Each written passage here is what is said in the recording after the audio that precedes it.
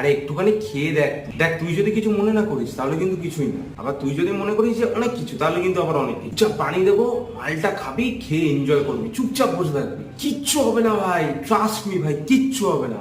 দেখ সবকিছু না মাইন্ডসেটের উপর নির্ভর করে, ঠিক আছে? ধর তোর ব্রেকআপ হয়েছে, তুই মনে করছিস আমি এখন দুঃখে থাকবো, আমি মুভ অন করবো না, তাহলেই কিন্তু তুই দুঃখে থাকবি। তুই যদি ভাই ভাবিস যে মুভ অন করে গেছি, আমি এখন আনন্দে থাকবো, নতুন কাউকে খুঁজবো, তাহলেই তুই কিন্তু আবার আনন্দে থাকবি। মাইন্ড যেটা বলে সেটাই কিন্তু হয়। এবার তুই মাল খাওয়ার পর তুই ভাববি যে আমার নেশা হবে, আমার মাথাটা ঠুলঠুল করছে, আমার শরীরটা কিরকম লাগছে, তাহলেই কিন্তু ওরকম হবে। তুই যদি নর্মাল থাকিস তাহলে কিন্তু কারোর বাপের ক্ষমতা নেই তোকে নেশাগ্রস্ত করাবে, বুঝতে পারলি তো ব্যাপারটা?